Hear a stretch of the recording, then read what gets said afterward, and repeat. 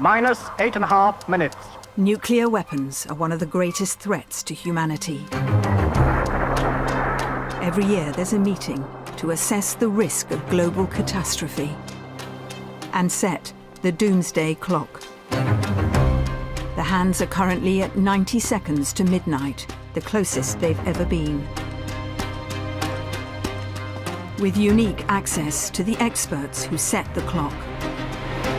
This is a very dangerous time.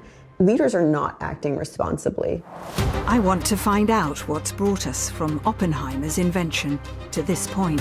Now I am become death, the destroyer of worlds.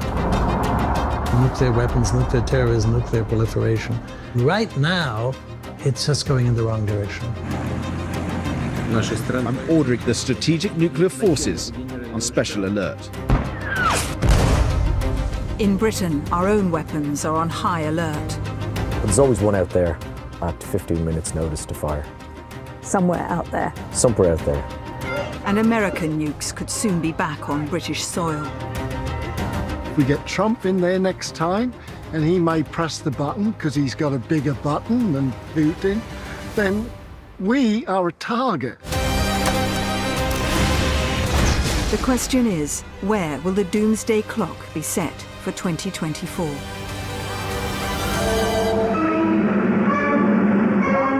Now.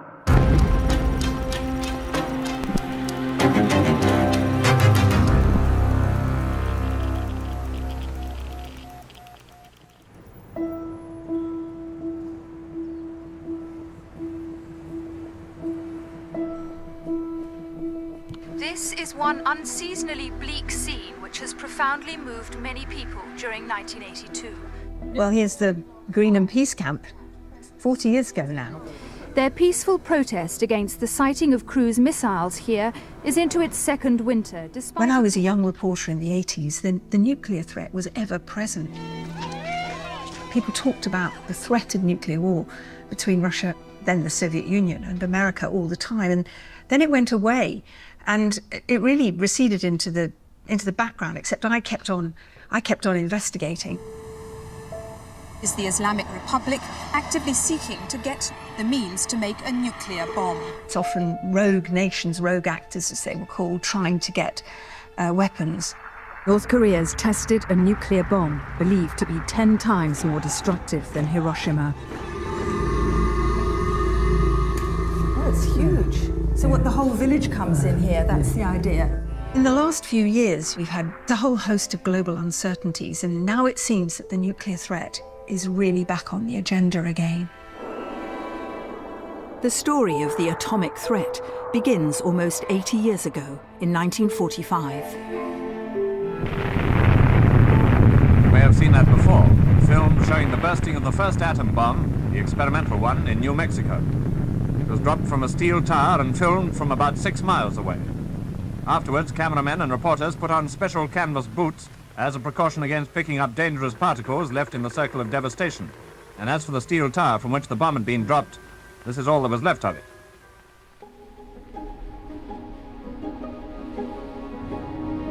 I've come to New Mexico, in America.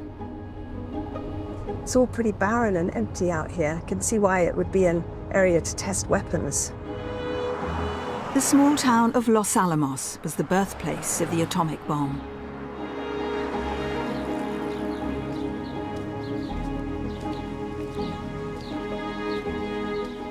It feels so peaceful here. It's extraordinary to think that this is where it all started. This is where the first atomic bomb was built and developed by Robert Oppenheimer and his team, the so-called father of the atomic bomb. Well, we had a moment where it looked like the chain reaction from an atomic device might never stop. Are we saying there's a chance that when we push that button, we destroy the world? Chances are near zero. Near zero. What do you want from theory alone? Zero would be nice. The recent Hollywood blockbuster, Oppenheimer, told the story of the Manhattan Project and the development of the first atomic bomb.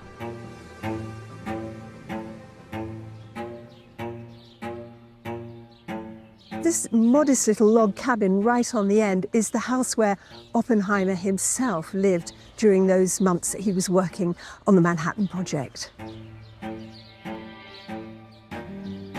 I've been given privileged access to the house by curator Sherry Trottier. This is the room why the Oppenheimers chose this house. So have you had more interest in Oppenheimer in the house since the movie came out? Definitely. As people, as you saw, peeking through the windows, there's a great curiosity about where did this man live? This was Oppenheimer's study. Look, typewriter. Yes.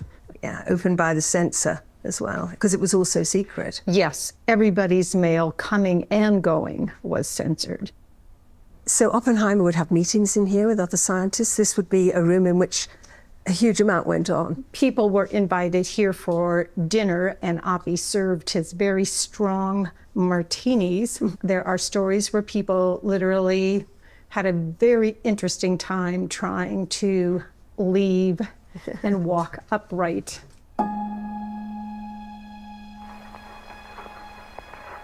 The basics of nuclear weapons hasn't really changed since the first bombs were developed in the 1940s. They are still based either on fission, which is the splitting of atoms to release power, or they are based on fusion, which is the fusing together of atoms to create power. What we think of as a nuclear weapon is actually a number of different components. So there is a warhead, which is essentially the bit that goes bang. That contains the fissile material, whether it's uranium or plutonium. The warhead has to be transported in a certain way, and it's what we call a delivery system. So it may be, this warhead may be in a bomb that's dropped from an aircraft, it may be on top of a missile of all sorts of different ranges, or indeed it could be in a whole host of different ways as well.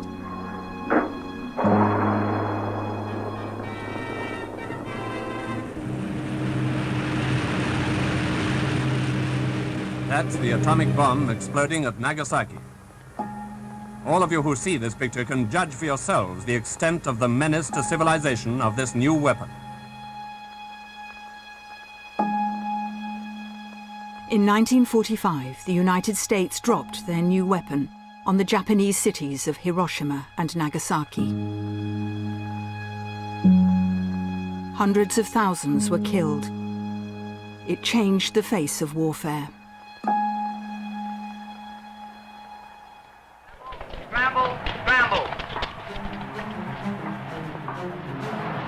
America had ignited a nuclear arms race. 4 years later, Russia began testing atomic weapons. Взрыв произошел на высоте 380 метров. Followed by the UK in 1952. After the first blinding flash, Dr. Penny turns round with a smile of satisfaction to view a colossal spectacle. In the 60s, France tested. The film record has been heavily censored by the French authorities, but this picture is impressive evidence of the bomb. Followed by China. Those who now possessed nuclear weapons had the ultimate means to deter an attack, giving them enormous power. Soon the nuclear club grew. India detonated its first weapon in 1974. Then Pakistan developed the bomb in the 90s. It's widely believed Israel has nuclear weapons, though it's never confirmed this. In 2006, North Korea carried out its first nuclear test.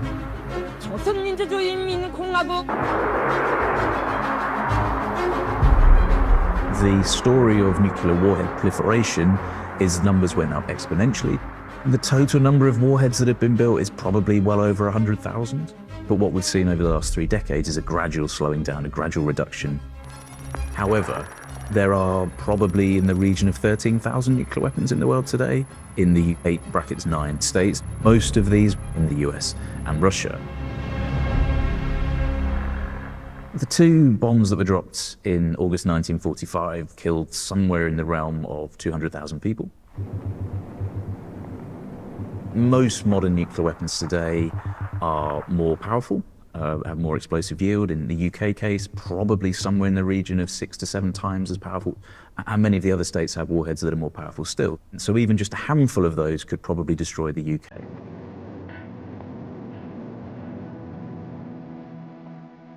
The explosions at Hiroshima and Nagasaki and the radiation sickness that followed showed the true horrors of nuclear weapons. Oppenheimer was haunted by his creation. He knew the world would not be the same. I remembered the line from the Hindu scripture, the Bhagavad Gita. Now I am become death, the destroyer of worlds. I suppose we all thought that one way or another. The Manhattan Project scientists who created the bomb felt compelled to warn the public.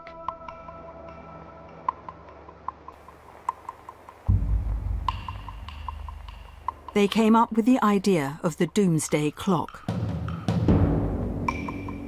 to visualize how close we are to destroying our world. The mushroom was becoming an acceptable fungus in man's garden. A group of scientists tried to waken the general public from this apathy and founded a periodical in which they tried to explain the social and political consequences of atomic power. Its cover design became a clock approaching midnight. As the time for atomic scientists and the world ran out, its hands neared the end of time. When it was first set in 1947, the hands stood at 7 minutes to midnight. They've moved 25 times back and forth since then. In the 1990s, to the furthest point, 17 minutes away, when the Soviet Union broke up. By 2017, with Putin and Trump in power, and North Korea's Kim Jong-un, the hands went forward again to 2.5 minutes. Today, on top of the nuclear concerns, climate change and threats from new technologies like AI are part of the assessment. In 2023, the hands moved the closest they'd ever been to midnight, just 90 seconds away.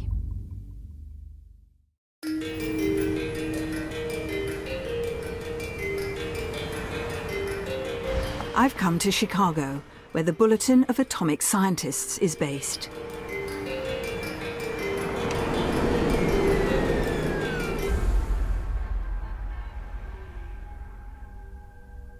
In this room, scientists and experts will meet to deliberate where to set the clock for 2024. North Korea has threatened to detonate a hydrogen bomb over the Pacific. President Putin has ordered Russia's strategic nuclear forces to be placed on The high president alert. warning the risk of nuclear Armageddon has not been this high since the Cuban Missile Crisis.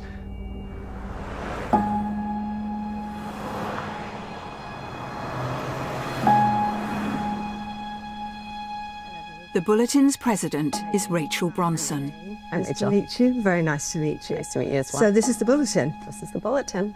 Bulletin of Atomic Scientists covers? Yeah, they go back 75 plus years. This is the original doomsday. So that was the very first iteration of the clock? That's it, right there. It was created by an artist, and it's a metaphor about how close we are to destroying humanity with our own technologies, with our own making. This was the late 40s, countdowns, clocks, rockets, missiles. This was very much a dangerous time. Yeah, and they saw the potential of a global arms race. They really believed that if you could educate the public would put pressure on leaders, and leaders would have to keep us safe. Why did you make the decision in 2023 to move that clock to 90 seconds to midnight? It was largely around the Russian invasion of Ukraine, which our Science and Security Board deemed as one of the most dangerous times in history. Why? First of all, the US and Russia control 90% of the nuclear weapons on this planet.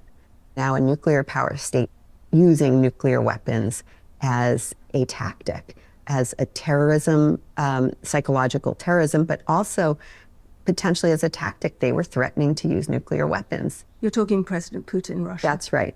And so that was the first time in a very long time that we could remember such threats and them being bandied about so casually. And so it was a very, very scary time. And the likelihood of misperceptions and accidents were so high that largely for that reason, they move the hands of the doomsday clock closer to midnight.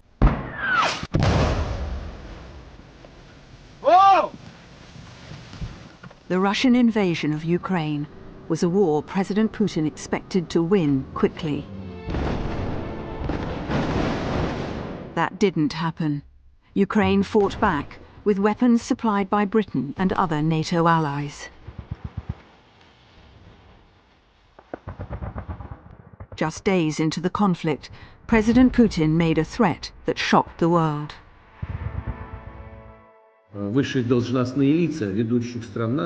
Top officials of leading NATO countries are making aggressive statements about our country. Therefore, I'm ordering the Minister of Defense and the Chief of the General Staff to put the strategic nuclear forces on special alert. Putin's warning to the world not to join the fight alongside Ukraine revived fears of nuclear war not seen since the 1960s.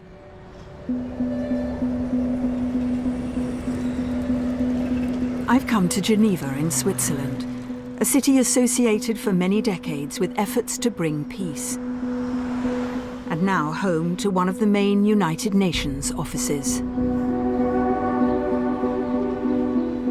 Pavel Podvig is a Russian expert on weapons of mass destruction and Russia's nuclear forces. Nice to meet you. Thank you. For a decade, he was involved in setting the doomsday clock. The Russian president made it very clear that nuclear weapons are on the table. He said very specifically that if someone would intervene, then they will see the consequences they've never seen in their lives, which was a direct reference to nuclear weapons. How shocked were you that President Putin would say that at that time? That was pretty shocking, I would say. At that point, we didn't know what that would look like. I wouldn't say we've never seen before, because if we go back to like 62 and the Cuban crisis, we may have seen things of that order of magnitude. But imagine this happening in the 21st century, that was definitely a shock. And President Putin, why did he do this? And what does it tell us about him and how far he might be prepared to go? Well, this is exactly what nuclear weapons are there for, to make sure that you have a certain freedom of action. And at that time, apparently the Russian president believed that by making these statements, he could deter the West from intervening on the side of Ukraine, which was a correct calculation. This is how deterrence works. But do you think there's a danger that if he was backed into a corner, if there was an existential threat to Russia, that Putin could use nuclear weapons? Well, technically, yes. The weapons are there. So the only way Russia can use nuclear weapons in this conflict is to use it in what I would call a strategic sense, or in Hiroshima and Nagasaki sense, to shock the opponent into surrender, Ukraine in this case. The reaction of the international community to just the idea of nuclear threats was very strongly, very negative. People didn't like it, and they did force Russia to lower the rhetoric, and it was clear that bringing nuclear weapons again, even as a threat, will definitely not bring Russia any friends. This isn't the first time the world has held its breath over the prospect of nuclear war between Russia and America. A sea of planes that on a moment's notice can be in the air to avenge any communist strike. In 1962, Russian missiles in Cuba raised tensions to boiling point. It shall be the policy of this nation to regard any nuclear missile launched from Cuba against any nation in the Western Hemisphere as an attack by the Soviet Union on the United States. At the 11th hour, the crisis was averted.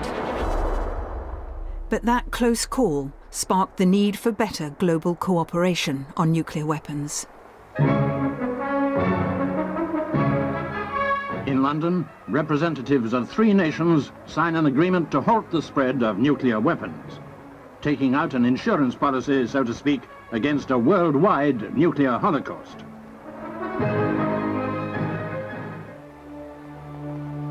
In 1968, the Non-Proliferation Treaty was signed. It's still in force today. It was meant to restrict the nuclear weapons club to just 5: the US, Russia, Britain, France and China. Other countries agreed to only develop civilian programs like nuclear power plants. Under the NPT, most countries agree not to develop or seek nuclear weapons, and they accept safeguards by the International Atomic Energy Agency to verify that all of their nuclear activities are strictly peaceful, that no nuclear facilities or nuclear materials are being used for weapons purposes. It basically provides stability in the international system, in the global nuclear order. The treaty limited the number of countries that developed nuclear weapons. But the 70s and early 80s saw a massive arms race between the 2 major players, America and Russia. During the Cold War, they ramped up the number of nuclear warheads to over 70,000 between them. The fear was they could set off an all-out nuclear war with devastating consequences. The enemy realizes that an attack on the United States would likely mean committing national suicide. Nobody wins in nuclear war because both sides are sure to suffer terrible damage. During the Cold War years, we were constantly at loggerheads. We had a lot going on to try to get our hands around the threat of nuclear weapons and the threat of nuclear holocaust. Because it is an existential threat to humanity, it was something both the Soviets and we, later the Russians, felt we just had to keep working on. Then the world changed. A new Russian leader, Mikhail Gorbachev, came to power.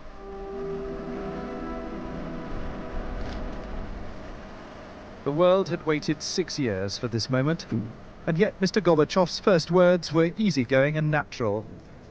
Dobry den, he says. Good morning. Gorbachev and President Ronald Reagan met at a historic summit. Shortly after, the 2 superpowers signed the START Treaty, a commitment to reduce the number of nuclear weapons. The Cold War was over, and a new era of arms control began. That was really an incredibly promising time because the Cold War had ended, and we had this opportunity to rethink the role of nuclear weapons in U.S. policy and to greatly reduce. And nuclear weapons were greatly reduced over that time by a total of about 80%. In 2010, US President Obama signed a second START treaty with Russian President Medvedev to reduce their stockpiles still further. I was responsible for negotiating the new START treaty. It causes us to limit our deployments of nuclear warheads to 1,550 warheads each. It was a bit of a golden moment, I would say, in the U.S.-Russian relationship, and we were lucky to be able to get the new START treaty negotiated during that period. Medvedev was president, but the real power in the Kremlin was the then Prime Minister, Vladimir Putin. I know for a fact that behind the scenes, Vladimir Putin was trying to throw a wrench in the works. It was, I think, difficult sometimes to get things across the finish line in Moscow. But in that way, it was a typical arms control negotiation, each side pushing for its own national interests. We got it finished, and it did enter into force.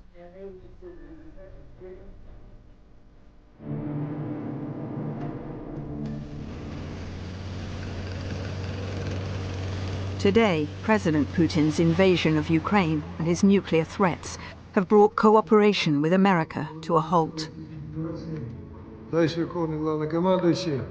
Military chiefs told Russia's leader the task of delivering a massive nuclear strike by strategic offensive forces had been rehearsed.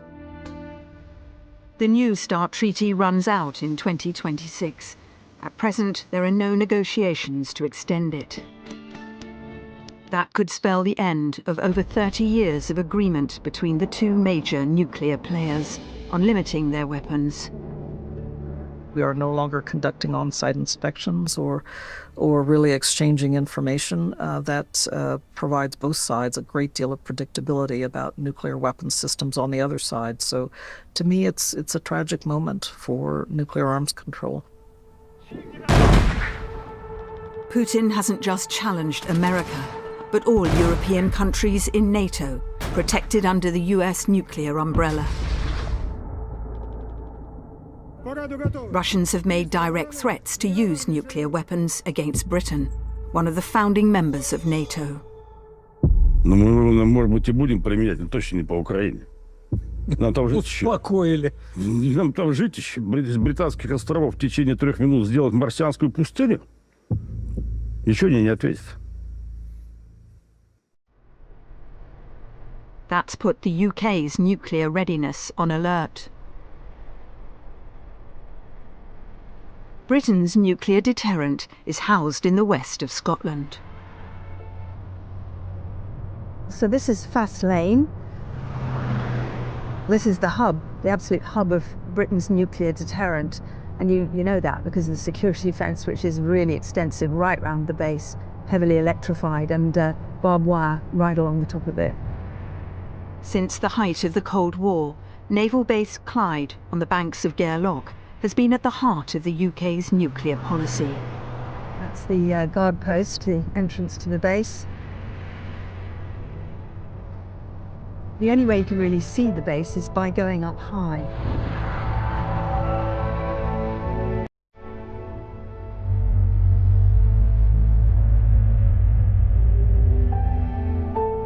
You can look down here and see the pens, the submarine pens down below me.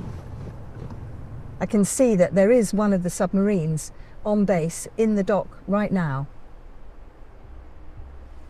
Since the mid-1990s, the UK has relied on just one means of delivery for its nuclear weapons: continuous at-sea deterrent.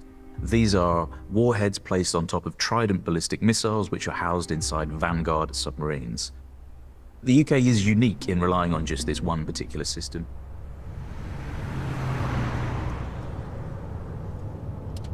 Here he is. Fergal Dalton is a retired lieutenant commander who served on HMS Victorious as chief weapons engineer. Hello. Morning, Jane. Nice to meet you, Fergal. And you. What a lovely morning. Yeah, welcome to Faslane. Shall we go and have a look? Yeah. That's the ship lift, that big building you're seeing there. We can take submarines out of the water, do engineering work. Further along to the right is all the engineering support.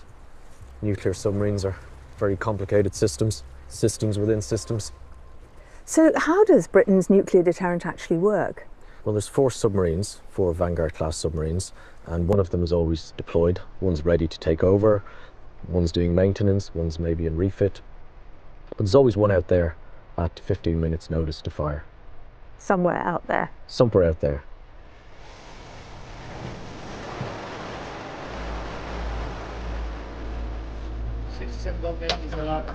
Do the crew know where they're going? The crew absolutely do not know where they're going. The captain and the navigator will know where they're going. Does the Prime Minister know where they are? No, nobody back on land knows where they are. Nobody in the military chain of command on land knows where the submarine is. Nobody in Britain knows where it is. The Prime Minister doesn't know. And the whole point being that if the Prime Minister had a gun literally put to his head and was asked, where is your nuclear weapon arsenal, he wouldn't be able to answer the question. And what is the command structure between government, between those submarines, wherever they are out at sea? How does it work? That starts with the Prime Minister, and the Prime Minister would give that instruction to the military, Chief of Defence Staff. When the message would come in on board to the submarine, myself as the weapons engineer officer and the executive officer would both go to the communications department and pick up the message, and we would hold it aloft, holding it each side so the whole crew could see that we have this message. And then we would go and encrypt it with the commanding officer and the strategic missile officer. And we would check that that is a properly authenticated, valid message. Because there's a heck of a lot at stake. Yes, the whole point of the nuclear deterrent is that it's never actually fired. People say, oh, you know, it's a weapon system that would never be used. It's being used at the moment. As we speak at the moment, there is a nuclear deterrent out there. The Vladimir Putins of this world know that it's out there, and they know that it's credible and that we could use it if needs be.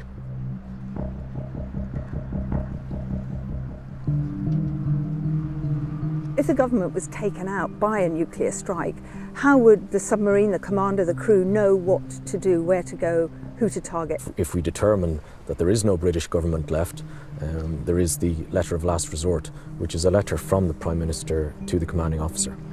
And where is that letter? That letter is in the authentication safe in the control room of the submarine. Every time there's a new Prime Minister, one of the first things he or she does is sit down and writes that letter to the commanding officer of the nuclear deterrent. Fergal is one of a handful of people who have fired a Trident missile with a dummy warhead from one of the subs.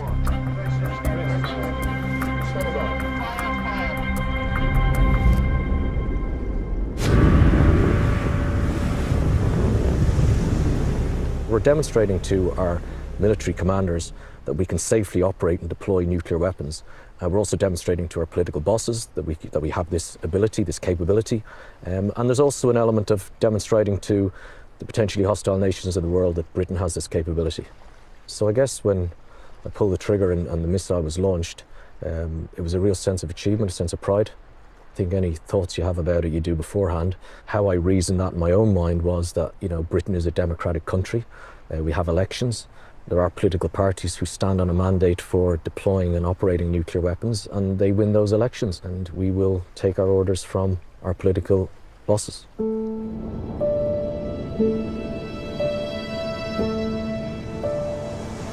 The Vanguard-class submarine, launched in 1993, was supposed to have a lifespan of 25 years.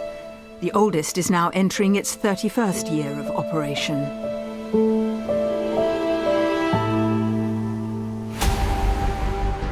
A new class of 4 Dreadnought submarines are currently under construction at a potential cost of £40 billion. The process to replace the current fleet of submarines actually began well over a decade ago. Building submarines takes an awful long time. This is a multi-decade project. Slowly, one by one, the new submarines will replace the current fleet so that by the mid-2030s, we will have a new fleet of nuclear-armed submarines that will then probably be deployed until the 2060s. For decades, Britain has been reducing its warhead stockpile to around 225. We asked the Ministry of Defence to explain their nuclear strategy. They turned down our request for an on-camera interview. But the UK's policy is in publicly available documents from 2021. Well, this is interesting. It says, following the government's most recent defence review, they announced that the cap on the UK's nuclear stockpile would actually increase to no more than 260 warheads. And given the current global security environment, they say, they'd be extending their policy of deliberate ambiguity and no longer making public any operational details. So Britain has increased the cap on its nuclear arsenal by 35 warheads, and there's even greater secrecy around them.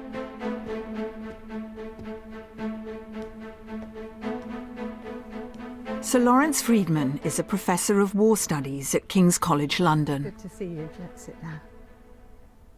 Why do you think the UK government has recently become less transparent about the nuclear stockpile? I think because when they did discuss it in 21, I think they felt it was overinterpreted. People were making more of it than it deserved. It becomes an issue every time you look at replacing one generation with the next because it looks expensive. There's billions and billions of pounds involved. But that's a question of government priorities rather than sort of the basic strategic principle of whether you're a nuclear weapon power or not. Has it allowed Britain to, as it were, punch above its weight over the years? I think that claim was made, and it was probably true in the late 50s and early 60s, where the UK did play quite an important part in arms control because it was a nuclear power. I don't think it has a major impact now. They're still essentially on the same idea that we're staying in the nuclear business, but we're not trying to compete with the big boys. We're not trying to be a superpower. We just want to make sure that we have a credible deterrent, as we've been through with the war in Ukraine, where Russians quite regularly make threats to the United Kingdom. It's a degree of reassurance to be able to say, have you forgotten something? That you may wish to do all these terrible things to us, but we could do terrible things back in return. Is there an argument that what happened with Putin's threats over Ukraine, which was essentially outrage across the world, has put them out of bounds? The whole morality of nuclear weapons has been shown up to be a real problem for states. The problem is that nuclear deterrence worked for Putin. I don't think he thinks nuclear deterrence has been a failure for him, whatever the moral outrage caused by his invasion of Ukraine, because the Biden administration and other NATO governments said, we understand that if we get directly involved fighting side by side with the Ukrainians, that risks a nuclear war. And they didn't. And they made that clear right at the start. The lesson of Ukraine is that deterrence can work. The British government is not alone in seeing the value of increasing their nuclear deterrent programme.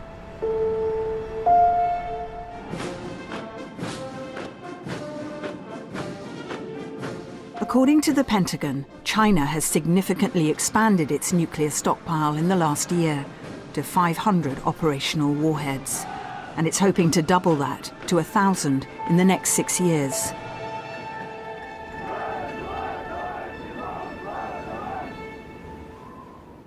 In Russia, President Putin has recently revealed there will be 2 new nuclear submarines added to the Russian fleet.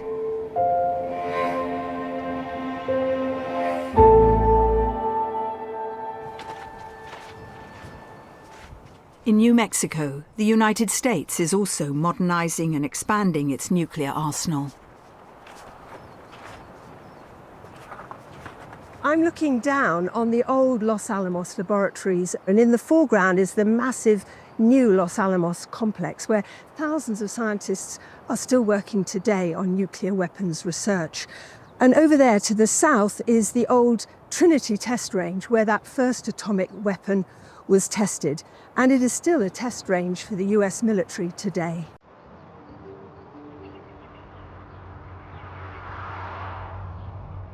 Los Alamos is still one of the jewels in the crown of the US nuclear program, building on the history of Oppenheimer and his team. The labs here design and develop the main element, the explosive nuclear warhead.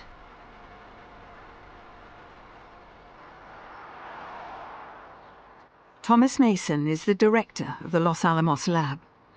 Due to the secrecy of the work, we are meeting in the historic part of the old town.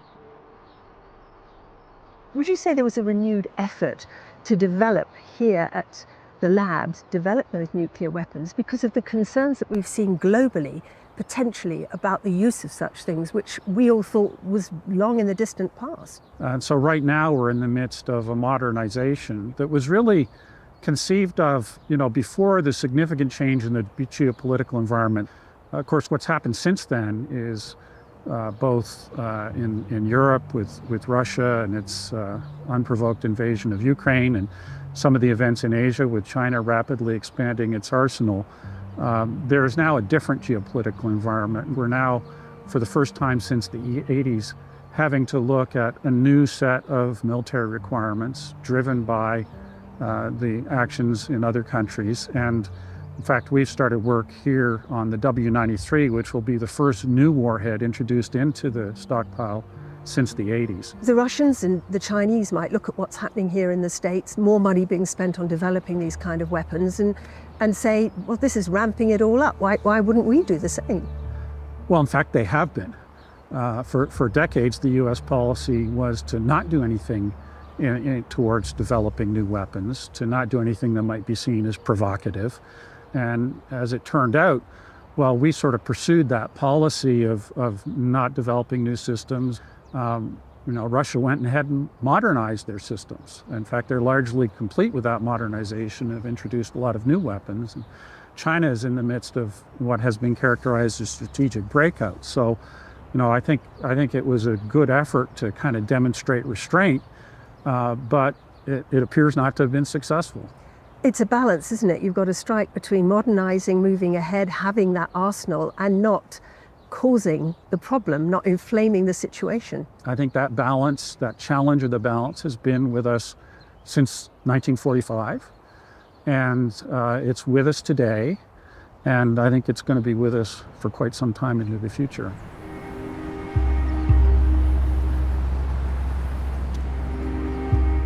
In Chicago, the scientists are meeting to decide where to set the doomsday clock for 2024. The war in Ukraine is entering its third year. There's new conflict in the Middle East, and many nuclear arsenals around the world are growing. Their discussions may well be some of the most difficult since the clock started ticking. The doomsday clock discussions are some of the most interesting that I participate in. There's really a full exchange of views. At various times, I've been on both sides of this, arguing there's reasons for optimism and hope. I've also, at other times, pointed out how the risks have increased significantly. I think when we come into the room, it's a heavy feeling. It's a sobering feeling. There's a lot of responsibility. We know a lot of people are going to pay a lot of attention to what we say.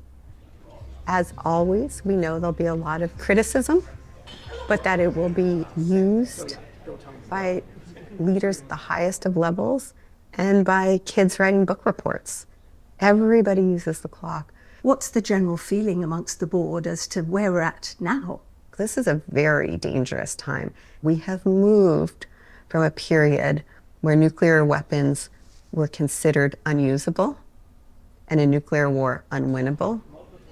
We're seeming to move into a period of time where we're not so sure every major country, UK included, is investing in their nuclear arsenal. But nevertheless, no nuclear weapon has been used for 70, 80 years. People would say, isn't this scaremongering? But there's no way we're moving towards that again. And they'd be wrong. People would be wrong to say there's no way we're moving towards that again. In fact, when you look at operational plans from the Russians, they militarily practice as if nuclear weapons are usable.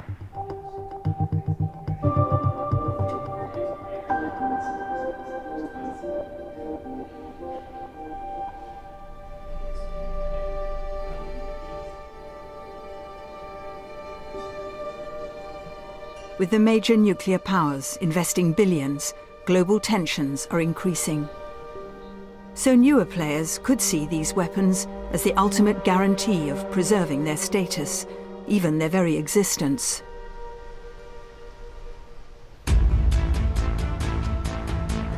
Like North Korea, leader Kim Jong-un regularly showcases their military might on state TV. This clip from 2022 shows the testing of a long-range missile capable of carrying a nuclear warhead.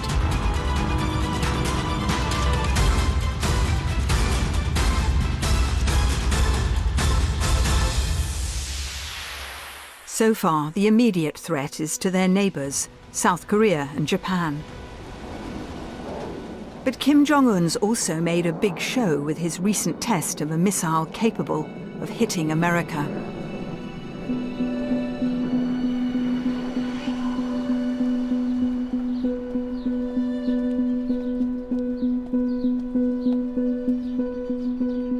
I'm meeting scientist Sig Hecker, who's traveled the world visiting nuclear programs, including those of Russia and North Korea. I'm yes, Jane. Jane, pleasure to meet you. And you. Thanks for coming. Thank you. Come on in. He's also been involved in setting the doomsday clock for many years. Oh, what a beautiful house you've got. Thank you. You see many of the Russian the Matryoshka dolls because Why have you got these dolls? So why did I get those? Because I've been in Russia 57 times Wow. since 1992. So I've worked so close with the Russians. 57 times? 57 times. You beat me. Oh, how many times have you? Oh, maybe 15 or 20. Oh, really? But not 57. So I was just... Siggs recently returned from another visit to the Far East. I've been to North Korea 7 times. So I've been to their nuclear facilities. I've talked to their diplomats. People sometimes look at crazy behavior, by the North Koreans. Would they launch a missile or do a nuclear test? I see all much more of sort of a calculated progression. So what do they have and what could they do with it?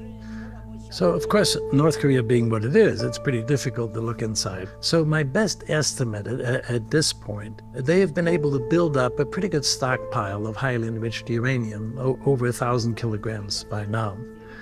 And if they turn all of that into weapons, they may have 50 to 60 weapons today. That's really significant, isn't it? That's really significant. What makes it even worse is what kind of weapons do they have? They've done 6 nuclear tests. First one in 2006 didn't work so well. The last one so far in 2017, that worked too well. So because of that, today, my general assessment is they can put a nuclear warhead on their short and medium-range missiles and deliver them. So in other words, all of South Korea and most of Japan is within reach of a North Korean nuclear-tipped missile. That's really bad. We should have never let them get there, but that's where they are. They have demonstrated the missile or rocket capabilities to reach all of the United States, but they still haven't done enough nuclear tests to make the warhead small enough to put into those missiles and survive essentially the ride, including the re-entry. And so they're not yet there, but that's what they're currently focused on because they want to be able to threaten the United States. They're not there yet, but they could be. They will be there eventually because I've watched them. And every time when somebody said North Korea can't do this, a few years later, they did it. As I think about it, the big concern is nuclear weapons use. Okay, who would nuke the United States? Well, possibly Russia, they have the capability. Possibly China, they've been improving that capability. Who else? North Korea, that's it. So there are only 3 countries that can threaten the United States with nuclear weapons. And this little bitty North Korea of 25 million people is one of those. So another player in this whole field is Iran. Iran wants nuclear weapons. Where's it got to? Iran today has everything in place. So should they decide that they're going to go ahead and enrich the uranium fully up to weapons grade, they could build a bomb in 6 months to a year time frame. That must be a concern. That is a great concern because that in the Middle East, particularly as we see what's happening today, is real. That's very different than North Korea. But Iran, it's a sea of instability in the whole Middle East, and so that's a great concern. But they don't have the nuclear weapons and haven't decided to go there at this point. Some governments see the benefits of having nuclear weapons. But their existence has always proved controversial with the public.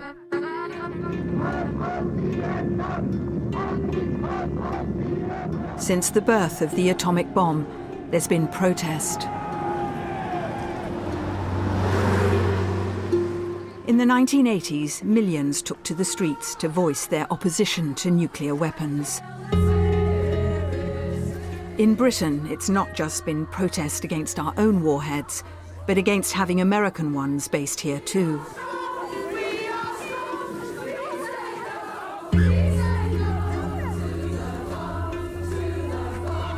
The Greenham Peace Camp was home to thousands of women who fought to get the weapons removed.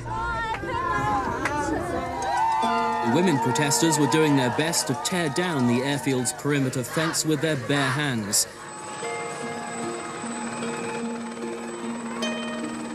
we get together, we can actually force the government to turn back the decision that NATO made on sighting cruise missiles in Europe. After a long battle, they succeeded. Since 2008, there have been no American nuclear weapons in the UK. But that may be coming to an end.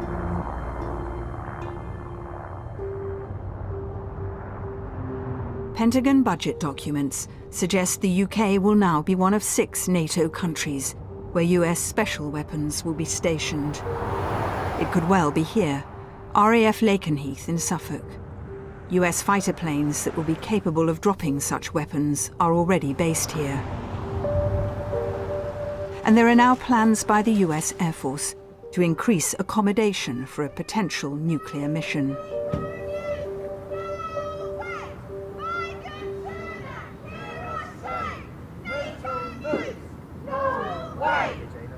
It's small scale so far, but there's protest here by the Campaign for Nuclear Disarmament. Sophie, hi, I'm Jane from the Hi, BBC. I got cold hands. No wonder being up there. What's the Yeah. idea of today? What's this about? This is all about putting a spotlight on Lakenheath. We've got overwhelming evidence that the US are planning to site nuclear bombs here.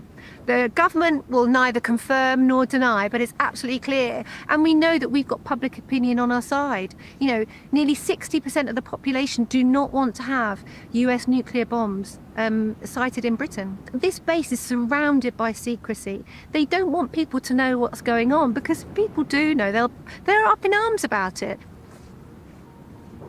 I'm here protesting today because people need to know about the threat of nuclear weapons being stored at this site or anywhere, really. So tell me about the 80s. Were you at Greenham Common? We were part of a women-only demonstration, and we came from all over the country. Women who were just desperate to get rid of these terrible weapons that were going to be put on our soil. That's why I can't believe we're doing this again. That we shouldn't have weapons of mass destruction anywhere in the world, but when they're on your turf, it's extra incumbent on you to do something about it. We've got nothing to do with this base. It's totally under United States control. If we get Trump in there next time, and he may press the button because he's got a bigger button than Putin, then we are a target. The British government and the American government would say we need this because Putin has threatened to use nuclear weapons in the context of the invasion of Ukraine. The idea that we just everybody has to nuke up, it's false. It's not working. Do you know what I mean? If you look at it, nuclear weapons haven't kept the peace. We're now in this very, very dangerous situation where, the doomsday clock, the atomic scientists who put that together, they're now saying the world is in a far more dangerous situation precisely because of what's happening in Ukraine. So we feel that just adding more nuclear bombs to that situation is not going to make it safer. So that's why we're going to continue protesting here, because we don't want these nuclear weapons coming here. We want to encourage our government to say, nope, we're not going to accept them.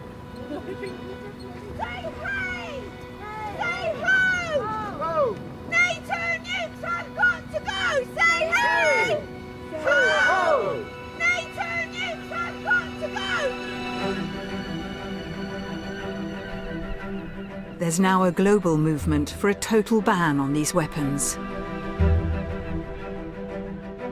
The international campaign to abolish nuclear weapons has introduced a groundbreaking treaty. In 2017, they won the Nobel Peace Prize. Daniel Hergster is the deputy director.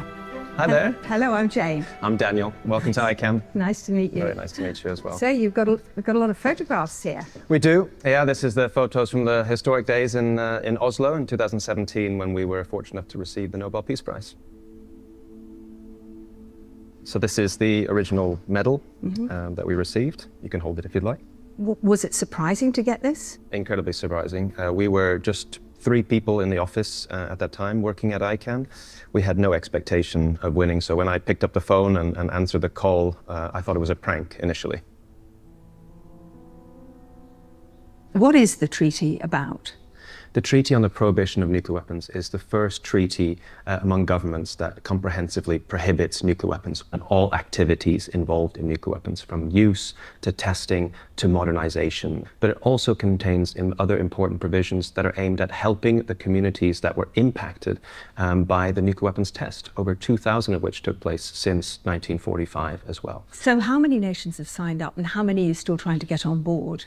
Well, of course, we're trying to get all governments to join the treaty, but currently we have 69 governments that have ratified since the treaty entered into force in 2021. But there's 190 some countries in the world, so you're a long way to go. We are a long way to go. We're under no illusions about how difficult this is going to be. I mean, the nuclear weapon states are steadfastly against this treaty. What about Britain? Because they haven't signed up. We're a nuclear weapons state and not going to sign that treaty. The UK is one of the countries that is very much opposed to the Treaty on the Prohibition of Nuclear Weapons and is perhaps even pressuring other countries to not join the treaty. The UK always talks about nuclear weapons as its deterrent. It never refers to them as what they are, which is weapons of mass destruction as well, which put its own citizens at risk. But it's naive, isn't it, to think that weapons states, nuclear weapons states, would sign up to getting rid of them? It's the source of their power. Yeah, nuclear disarmament activists are often accused of being naive. But I think the real naivety comes when assuming that you can have this weapon in the world and that it will never be used, when all the 9 nuclear weapon states are emphasizing constantly that they are ready to use them. So basically, we're trusting the 9 individuals who are in control of those nuclear arsenals to never launch a nuclear weapon.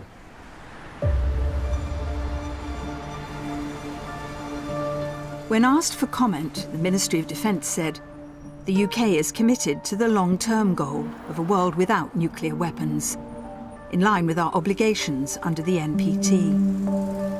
We firmly believe the best way to achieve this is through gradual multilateral disarmament.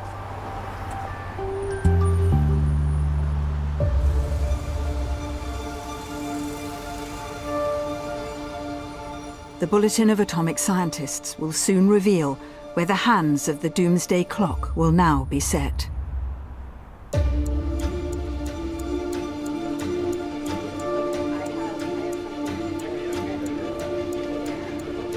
Now, in 2023, we judged that the risks of catastrophe were increasing and unacceptably high, and so we set the clock to 90 seconds, closer to midnight.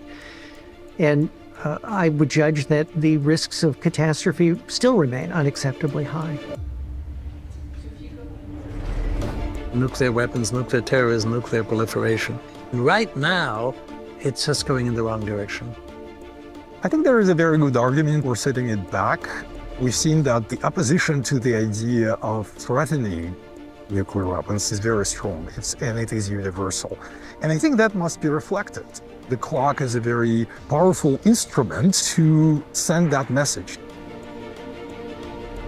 We are investing across the globe as if the nuclear weapons are usable for a very long time. And these are not the weapons that we need for the 21st century. People are scared. It doesn't feel normal out there. It feels dangerous. And in some ways, we can say it is. You're not crazy. We should think it's scary and dangerous.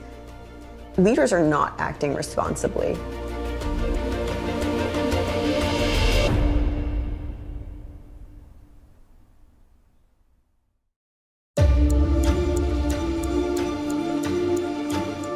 For another gripping and terrifying soap opera, a host of power players open up at the end of that red button.